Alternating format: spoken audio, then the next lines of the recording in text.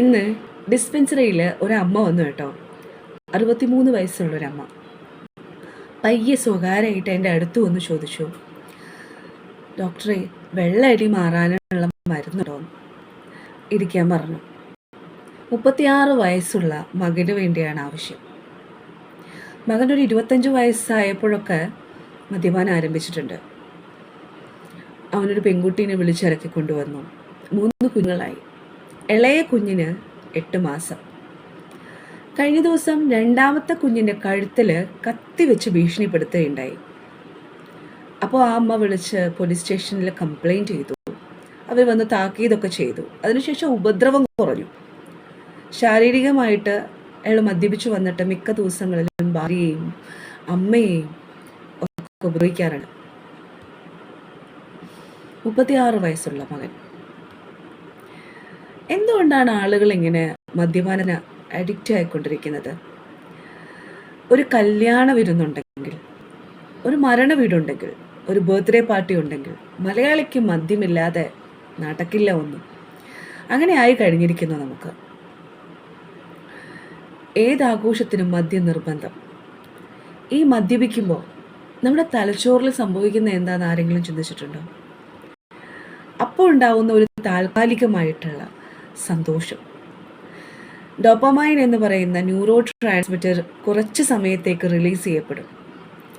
അപ്പോൾ കിട്ടുന്ന ശാന്തത, സന്തോഷം, സമാധാനം അത് വെറും താൽക്കാലികമാണ്. അത് കഴിയുമ്പോൾ കംപ്ലീറ്റ് ആയിട്ട് നമ്മുടെ ബ്രെയിനിൻ്റെ പ്രവർത്തനം നിർത്തലാക്കപ്പെടും. അതാണ് ഓഫായിട്ട് നമ്മൾ ഉറങ്ങി കിടന്നു എന്നൊക്കെ പറയുന്നത്.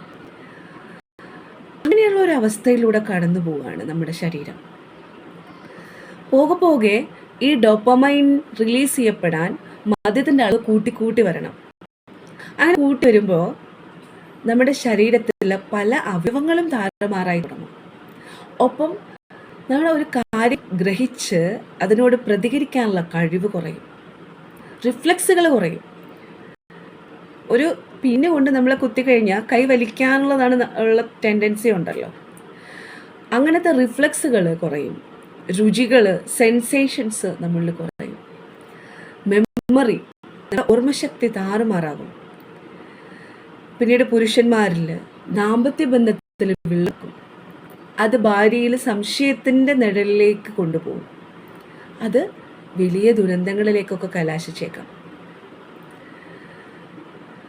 ഇത് ഒരു രോഗാവസ്ഥയാണ്. ഈ അഡിക്ഷൻ എന്ന് പറയുന്ന ഒരു രോഗാവസ്ഥയാണ്.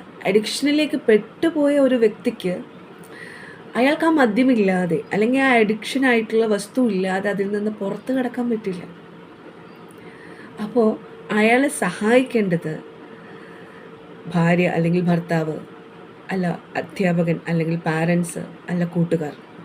അത് അയാൾക്ക് ചുറ്റുമുള്ള, അയാളെ സ്നേഹിക്കുന്ന, അയാളെ ആവശ്യമുണ്ടെന്ന് തോന്നുന്ന ആളുകൾ അയാളെ സഹായിക്കാൻ വേണ്ടി ശരിയായ ചികിത്സയുള്ള സ്ഥലത്ത് എത്തിക്കുകയും സപ്പോർട്ട് കൊടുക്കുകയും. കാരണം ഇത് അഡിക്റ്റ് ആയിരിക്കുന്ന വ്യക്തി അതിൽ നിന്ന് പിന്തിരിയുമ്പോൾ ഒരുപാട് വിഡ്രോവൽ സിംറ്റംസ് കാണിക്കും. അപ്പം അതിനുള്ള ആ റിയാക്ഷൻസിനോടുള്ള പ്രതികരണം നമ്മൾ ശാന്തവും സ്നേഹവും ആയിരിക്കണം. അങ്ങനെ ആ വ്യക്തിയെ തിരിച്ചു കൊണ്ടുവന്നാൽ ഒരുപാട് ദുരന്തങ്ങൾ, അല്ലെങ്കിൽ നമുക്ക് ചുറ്റിലുള്ള വാർത്തകളിൽ കാണുന്ന ആളുകളുടെ എണ്ണം പയ്യെ കുറഞ്ഞു വരും.